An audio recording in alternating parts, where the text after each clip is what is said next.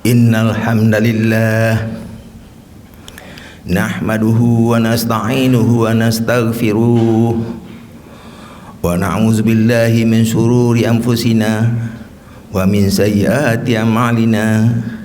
May yahdihillahu fala mudhillalah wa may yudlil fala hadiyalah. Asyhadu an la ilaha illallah wahdahu la syarikalah wa asyhadu anna Muhammadan abduhu wa rasuluh la nabiyya ba'dah. Allahumma salli wa sallim wa barik ala Muhammadin wa ala alihi wa ashabihi ajma'in. Amma ba'du fa ya ibadallah, usikum wa iyaya bittaqwallah faqad fazal muttaqun.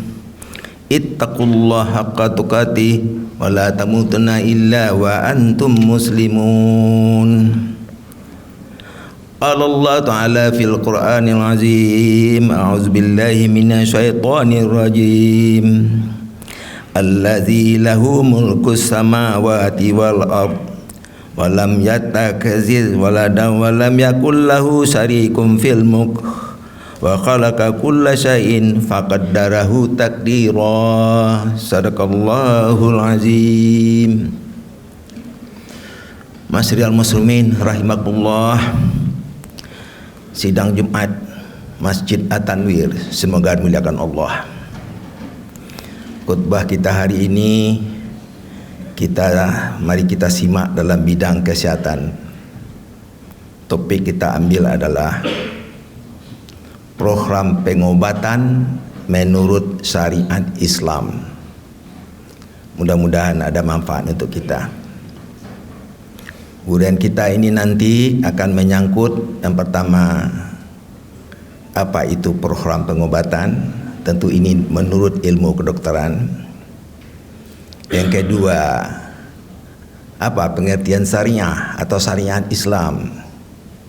Yang ketiga, aspek apa dalam bidang pengobatan yang perlu dituntun oleh syariat Islam? Yang keempat, sedikit beberapa contoh sifat dan perangai umat manusia dalam menyikapi, menindaklanjuti apabila dia sudah sakit, atau bagaimana dia mengikuti program pengobatan. Sidang Jumat dimuliakan Allah. Ada 4 program kesehatan yang dilakukan oleh seluruh umat di dunia ini. Pertama adalah program pengobatan apabila telah sakit.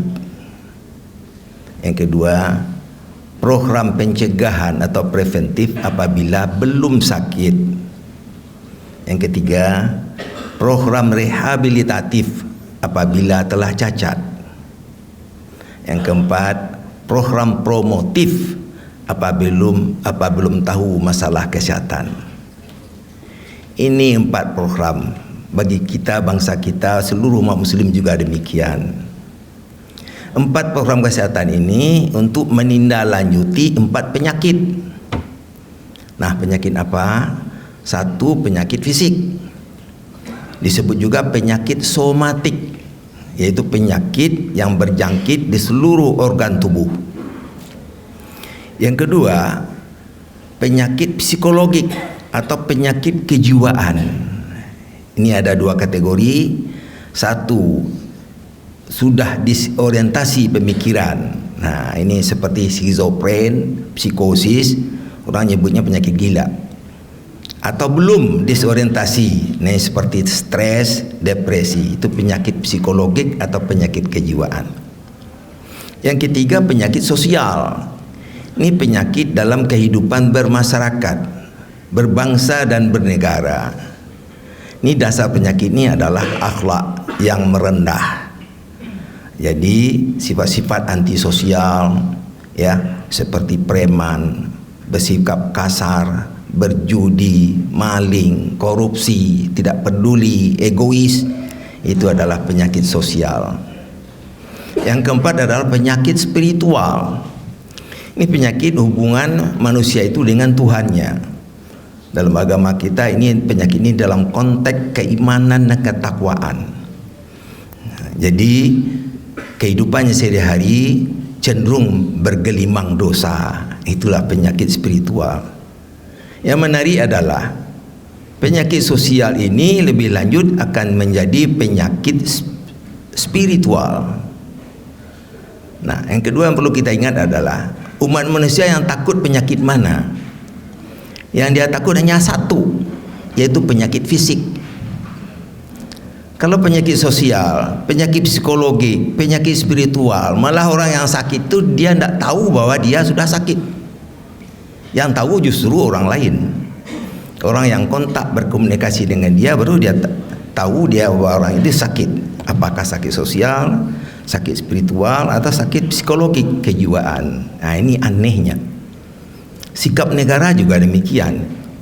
Kalau penyakit fisik termasuk penyakit psikologi itu ditanggulangi oleh negara. Buktinya ada kementerian di bidang itu, ada rumah sakit untuk itu, ada pakar-pakar untuk itu. Tapi kalau penyakit sosial dan spiritual belum ada rumah sakitnya. Tidak tahu stakeholdernya siapa yang bertanggung jawab menanggulangi. Nah, satu lagi yang perlu kita ingat adalah ada penyakit orang yang bisa menyandang keempat penyakit itu. Misalnya pecandu narkoba. Pecandu narkoba itu awalnya penyakit psikologik atau penyakit sosial. Karena udah hebat, dia menjadi penyakit spiritual. Dia tidak tahu lagi mana yang benar, mana yang berdosa atau tidak. Nah, lebih lanjut, dia penyakit fisik. Jadi 4 penyakit bisa melanda seseorang. Contohnya pecandu narkoba itu.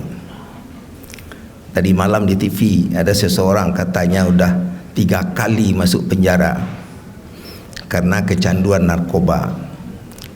Kan aneh, ya. Jadi semboyan yang seperti Bung Tomo sebut, sekali merdeka tetap merdeka, dengan irama yang sama juga berlaku di sini. Sekali narkoba tetap narkoba. Itu fakta. Biasanya narkoba, narkotika, itu dia. Nah, sidang Jumat yang dimuliakan Allah.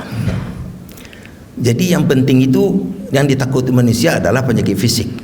Nah, sekarang mari kita tinjau sesaat penyakit fisik ini, bagaimana program pengobatan untuk itu. Dalam ilmu kedokteran ada 4 tahap program pengobatan. Satu namanya program diagnostik. Itu adalah program untuk menentukan penyakitnya. Organ apa yang kena, kerusakannya dalam bentuk apa gejalanya, apa komplikasinya, apa komorbidnya. Nah, itu dia. Itu program diagnostik. Yang kedua adalah program terapeutik. Nah, ini pengobatan. Ini ada 2 aspek. Ada aspek konservatif, yaitu memberi obat-obat dengan perbaikan kualitas kehidupan, atau pengobatan invasif, merusak tubuh mencari kesembuhan. Contohnya seperti operasi dan pengobatan memakai teknologi. Yang ketiga adalah program fisioterapi, pemulihan. Yang keempat adalah program edukasi. Ini tuntunan, petunjuk, pendidikan bagi orang yang sakit. Itulah program pengobatan apabila seseorang sakit. Jadi kalau kita sakit nanti tidak usah aneh-aneh, terima saja, karena yang 4 tahap tadi pasti dilakukan oleh seorang dokter. Nah, sekarang perlu kita ingat, apa syarat bagi dunia kedokteran program pengobatan ini? Ada 3 yang penting syaratnya. Pertama adalah harus berbasis bukti kebenaran. Semua tindakan diagnostik atau pengobatan sudah terbukti secara ilmiah. Tidak ada perakiraan di situ, tidak ada coba-coba di situ. Istilah di dunia kedokteran itu disebut evidence based medicine. Itu syarat pertama. Syarat kedua adalah dilakukan oleh ahlinya. Nah, jadi orang yang mengobati seseorang itu memang sudah mempelajari tubuh manusia, mempelajari penyakit dan mempelajari pengobatan. Kalau tidak ada mempelajari, tidak mungkin dia untuk mengobati. Yang ketiga adalah syarat pengobatan ini adalah didukung oleh perkembangan teknologi yang bersifat ilmiah yang diterima oleh semua orang secara universal. Tidak perlu siapa yang mencetuskan teknologi itu, apakah muslim atau tidak. Nah, yang keempat, syarat keempat bagi umat muslim adalah sesuai atau menurut syariat Islam.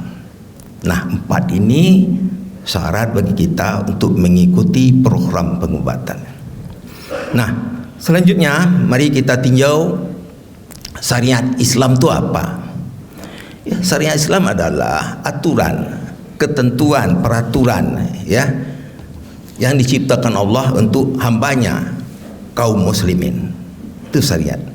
Di syariat itu aturan berupa jalan terang bagi umat manusia dalam menempuh kehidupan. Nah, itu sangat penting ya kita ingat. Firman Allah juga sudah menetapkan ya, likulli ja'alna minkum sir'atan fa minha wajah. Setiap umat itu diberi ketentuan atau peraturan yang merupakan jalan terang bagi mereka dalam mengemban amanah untuk membangun kehidupan. Dalam surat At-Tasliyah ya, summa ja'alnaka ala syari'atin minal amr fattabi'ha wa la tattabi' ahwa alladzina la ya'lamun. Ini firman Allah kepada baginda kita ya. Kemudian kami jadikan engkau wahai Muhammad ya berada di atas suatu syariat ya, dan janganlah engkau turuti kemauan orang-orang yang tidak mengetahui. Sangat dalam pengertiannya. Jadi sekarang umat muslim di mana aja sudah mulai, kita sudah dengar ada ekonomi syariah, ada kedokteran syariah. Sekarang di MUI mulai bergerak bagaimana membudayakan syariah dalam bidang pelayanan kesehatan, seperti di rumah sakit juga syariah dalam pencegahan penyakit. Nah, kita tahu setiap program kehidupan yang kita emban, kita laksanakan apapun bidangnya, apakah bidang ekonomi, bidang kesehatan, bidang pendidikan, ingat ketentuan Allah yang merupakan syariah atau jalan terang bagi kita. Di samping itu kita ingat ada 5 tujuan yang merupakan maqasid syariah. Jadi perlindungan dan pemeliharaan terhadap agama, terhadap jiwa, terhadap akal, terhadap turunan, dan terhadap harta. Jangan dilecehkan harta. Harta itu sangat penting. Jadi ekonomi itu sangat penting. Semua kebutuhan kehidupan kita, apakah ibadah, semuanya justru difasilitasi oleh ekonomi atau harta. Jadi tidak salah orang kalau berjuang sehari-hari untuk mendapatkan harta supaya dia bisa hidup berkecukupan untuk melaksanakan kewajibannya sebagai khalifah Allah di permukaan bumi. Sidang Jumat yang dimuliakan Allah. Selanjutnya mari kita tinjau syariah dari untuk pengobatan ini. Yang pertama adalah kita ingat bahwa dalam pengobatan ini yang perlu diingat adalah bahwa manusia ini ciptaan Allah yang dibangun, diciptakan dengan amat sempurna, diciptakan dengan sebaik-baiknya. Laqad khalaqnal insana fi ahsani taqwim. Allah seolah-olah bersumpah dalam surat At-Tin. Yang kedua, kita ingat dalam surat Al-Furqan ya, seperti kita baca tadi. Allazi lahu mulkus samawati wal ard wa lam yattakhiz walada wa lam yakul lahu syarikum fil mulk wa khalaqa kulla syai'in faqaddarahu taqdira. Bagi Allah lah kekuasaan ya di langit dan di bumi. Dia tidak beranak dan tidak ada sekutu baginya dalam kekuasaannya. Dia menciptakan segala sesuatu dan mengaturnya dengan serapi-rapinya. Nah, firman Allah ini dapat dibuktikan dengan ilmu kedokteran. Tubuh manusia memang makhluk Allah yang amat sempurna, berfungsi canggih. Ya. Otak itu diciptakan hanya dua fungsi utama itu, untuk berpikir dan untuk mengkoordinir seluruh organ tubuh yang lain. Jantung itu merupakan alat distributor, mendistribusikan oksigen dan zat gizi ke seluruh organ tubuh. Paru itu untuk bernapas, mengambil oksigen, membuang karbon dioksida. Lambung, usus dan hati itu untuk pencernaan. Makanan yang kita konsumsi dirubah menjadi zat gizi. Karbohidrat dirubah menjadi glukosa, galaktosa dan sukrosa. Itu yang dibutuhkan tubuh. Protein menjadi asam amino, lemak menjadi kolesterol, trigliserid dan asam lemak. Itu yang dibutuhkan tubuh manusia. Itulah kerja organ tubuh kita yang canggih itu. Nah, yang kedua, mari kita simak. Kalau demikian ketetapan Allah, kalau manusia ini adalah makhluk Allah yang maha sempurna, yang diciptakan dengan sebaik-baiknya, kita umat manusia jangan sampai merusak diri kita sendiri. Peringatan Allah sangat jelas. Kalau kita merusak diri akan berbahaya. Wala taqtulu anfusakum innallaha kana bikum rahima. Dan janganlah kamu merusak diri kamu, sesungguhnya Allah Maha Penyayang kepada kamu. Surat An-Nisa. Kebanyakan umat manusia sekarang justru merusak dirinya, dia lupa. Nanti kita uraikan, ya. Nah, kalau demikian, dalam pengobatan bagaimana orang merusak diri? Ini kami kalau dokter tuh tahu banget. Dia sudah sakit berat tapi tidak mau berobat. Itu namanya merusak diri. Dia sakit sudah jelas tapi berobat dengan cara tidak benar, tidak berbasis ilmiah. Itu salah benar. Atau dia menempuh pengobatan pada orang yang bukan ahlinya, atau obatnya yang tidak berkualitas. Itu adalah merusak diri dalam sistem pengobatan, dan itu yang banyak. Memang ada faktor lain yang menghalangi, misalkan masalah ekonomi yang tidak cukup, biaya pengobatan yang mahal misalnya, demikian. Tapi yang jelas, janganlah kita merusak diri kita apabila kita sudah sakit, karena itu akan bertambah hebat penyakitnya. Nah, itulah kata kita tadi, orang yang takut hanya penyakit fisik. Karena pengobatan tidak sembuh akan menuju sakaratul maut. Pintu liang kubur akan terbuka. Memang orang takut untuk itu. Nah, syariat ketiga yang perlu kita ingat adalah ini sabda Rasulullah. Ya, kita ingat, kalau kita sakit berobatlah. Karena setiap penyakit telah ada obatnya. Kalau obat cocok sesuai dengan penyakitnya, akan sembuh atas izin Allah. Ini dipegang benar oleh ilmu kedokteran. Itu artinya adalah program pengobatan yang serba tepat. Tepat diagnosis, tepat obat, tepat orang yang melakukan. Nah, insya Allah kesembuhan akan datang atas izin Allah. Syariat keempat yang perlu kita simak adalah bahwa dalam agama kita orang ahli itu diakui. Fas'alu ahla zikri in kuntum la ta'lamun. Kalau engkau tidak tahu, maka berkonsultasilah ke ahlinya. Dalam pengobatan ini sangat mutlak demikian. Jadi kalau kita sakit, konsultasilah ke ahlinya. Siapa ahlinya? Ada 3 syarat. Yang pertama adalah orang yang telah mempelajari tubuh manusia ciptaan Allah. Kalau seseorang mengobati seorang manusia tidak pernah mempelajari tubuh manusia, tidak mungkin dia bisa mengobati.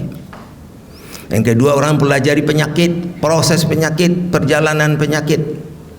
Yang ketiga adalah orang yang mempelajari sistem pengobatan. 3 ini syarat mutlak, ya, untuk kita berkonsultasi pengobatan. Nah, syariat selanjutnya yang perlu kita simak adalah kesembuhan hanya dari Allah.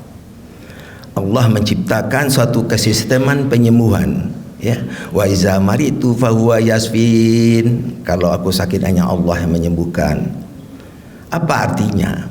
Dalam tubuh manusia itu sudah ada kesisteman untuk penyembuhan. Terkena 2, innate immunity dan specific immunity. Innate immunity adalah sistem kerja organ tubuh untuk memberantas penyakit apa saja. Itu banyak sekali, dan itu diketahui melalui teknologi kedokteran. Jadi kalau teknologi tidak berkembang kita tidak tahu. Jadi ada orang yang salah ya, agak cenderung melecehkan teknologi, itu salah banget. Justru kita bersyukur ilmuwan yang teknolog itu dia mampu mempelajari ciptaan Allah sehingga dia bisa merumuskan apa yang dipentingkan untuk umat manusia. Itu yang teknologi. Nah, itu dah diketahui tadi. Nah, sistem penyembuhan itu memang kesisteman yang diciptakan Allah. Kita ingat ya, seorang dokter bedah membedah perut, dibuang penyakitnya, kemudian ditautkan, dijahit lagi. Apakah dengan jahitan itu orang sembuh? Tidak. Justru tubuh bekerja menyembuhkan diri, timbul jaringan baru merupakan fibrin yang melengketkan, kemudian terbentuk jaringan yang merupakan fibrosis, malah lebih kuat jaringan tadi daripada kulit yang utuh. Nah, itu contohnya. Jadi harus kita ingat hal yang demikian. Nah, sidang Jumat dimuliakan Allah, cukup itu syariat Islam yang perlu kita ingat dalam sistem pengobatan. Sedikit mari kita tinjau bagaimana masyarakat kita di dunia ini menyikapi sistem pengobatan. Kita banyak melihat orang mengabaikan sistem pengobatan yang berbasis ilmiah. Mungkin saja karena ilmunya tidak sampai demikian. Ya. Di bangsa kita pendapat-pendapat bersifat mitos sangat membudaya. Ya. Kita ingat nih, saya lihat TV tadi malam itu, iklan-iklan tuh ada namanya penyakit masuk angin, ada penyakit panas dalam, ada penyakit angin duduk, penyakit palasi, ditampar setan dan segala macam. Itu penilaian tidak evidence based. Kalau kita simak masuk angin itu salah benar sebenarnya. Angin itu adalah udara yang bergerak. Dalam angin itu 20% oksigen. Nah, pintu masuk angin namanya lubang hidung. Melalui lubang hidung lah angin sampai ke paru-paru. Masa itu penyakit? Nah, angin tidak bisa masuk kulit. Kulit itu utuh. Ciptaan Allah sangat sempurna di kulit itu. Nah, jadi tidak mungkin masuk angin kita budayakan kata-kata itu. Nah, kemudian ada orang karena mencari duit mudah-mudah saja obatnya. Kalau masuk angin obatnya ya tolak angin itu, kan demikian. Disalah ya. Kita ingat ya pesan pendiri bangsa kita ya, mencerdaskan kehidupan bangsa itu perlu juga kita emban. Janganlah kita berbodoh-bodoh dengan istilah demikian. Bagi agama kita, masuk angin itu adalah rahmatullah. Tanpa angin orang kekeliang kubur, tidak dapat oksigen, dia akan mati lemas. Nah, itu yang kedua yang perlu kita simak adalah orang yang merusak dirinya. Ini mohon maaf kalau bagi yang perokok, kita hanya mengkaji secara ilmiah. Allah menciptakan rongga hidung sampai ke paru-paru itu ada sistem pertahanan yang canggih itu. Di depan sekali ada bulu hidung yang menyaring debu semuanya, kuman. Di dalamnya ada nama selia, cairan musin. Di dalam itu ada sel makrofag, ada lisozim, ada imunoglobulin. Itu adalah menghalangi yang memblokir semua mikroorganisme yang masuk, semua debu yang masuk. Itu ciptaan Allah. Kenapa Allah menciptakan demikian? Karena ke dalam paru-paru itu tidak boleh masuk yang lain kecuali angin yang mengandung oksigen. Nah, ini mohon maaf bagi perokok, dia masukkan asap. Rokok elektrik dia masukkan uap. Asap dan uap itu kotoran. Masa itu dimasukkan ke paru-paru ciptaan Allah? Nah, itu aja kita sudah melanggar ciptaan Allah. Yang kedua yang perlu diingat, kandungan rokok yang kita hirup itu tidak ada gunanya sedikit pun bagi tubuh. Ya, nikotin, ter dan zat kimia yang lain tidak ada gunanya bagi tubuh. Yang ketiga, zat kimia itu menstimulus munculnya penyakit. Orang perokok lama kalau sudah tua pasti bronkitis. Kedua PPOK. Yang ketiga serangan jantung, penyakit jantung koroner. Nah, ini yang berbahaya, suatu penyakit keganasan. Nah, selanjutnya al-mubazirin, mubazir. Saya tadi malam berdiskusi dengan pasien saya, dia rokoknya 3 bungkus sehari. Katanya sehari itu habis 60.000. 10 kali 360 hari, ya itu 20 juta. Berarti dia dalam setahun mendapatkan duit 20 juta. 5 tahun 100 juta. Ngapain kita al-mubazirin? Tidak ada gunanya. Nah itulah, ini karena ini Masjid Muhammadiyah, mari dalam khutbah ini kita berpesan, seandainya umat muslim mau berhenti semuanya merokok, ya mungkin negara kita akan lebih aman, kita lebih mudah, ya.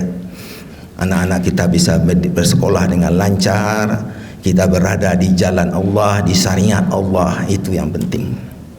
Nah itulah sedikit khutbah kita, mudah-mudahan ada manfaat untuk kita semuanya.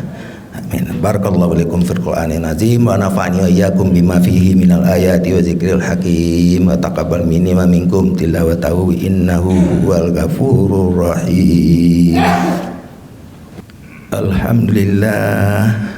Alhamdulillahillazi amarana bil ijtihad wal i'tisami bihablillahil matin. Asyhadu an la ilaha illallah wahdahu la syarikalah wa asyhadu anna Muhammadan abduhu wa rasuluh. Allahumma salli wa sallim wa barik ala Muhammadin wa ala alihi wa ashabihi ajmain. Amma ba'du fa ya ibadallah ittaqullaha mastata'tum. Faqala ta'ala fi kitabihil karim, a'udzu billahi minasyaitonir rajim. Innallaha malaikatahu yusalluna 'alan nabi ya ayyuhallazina amanu sallu 'alaihi wa sallimu taslima. Allahumma salli ala Muhammad wa ala ali Muhammad kama shallaita ala Ibrahim wa ala ali Ibrahim wa barik ala Muhammad wa ala ali Muhammad kama barakta ala Ibrahim wa ala ali Ibrahim innaka Hamidum Majid. Allahumma ighfir lil muslimina wal muslimat wal mu'minina wal mu'minat al ahya'i minhum wa amwat innaka sami'un qaribun mujibu da'wat ya qadiyal hajat. Allahumma rabbana zalamna anfusana wa illam taghfir lana wa tarhamna lanakuna minal khasirin. Allahumma rabbana la tuzigh qulubana ba'da idh hadaitana wa hab lana min ladunka rahmatan innaka antal wahhab. Allahumma rabbana afrigh alaina sabra wa sabbir aqdamana wansurna 'alal qaumil kafirin. Allahumma rabbana atina fid dunya hasanah wa fil akhirati hasanah wa qina azabannar. Kirjan tamabrar ya aziz ya ghafar ya rabbal alamin walhamdulillahi rabbil alamin. Aqimis salah.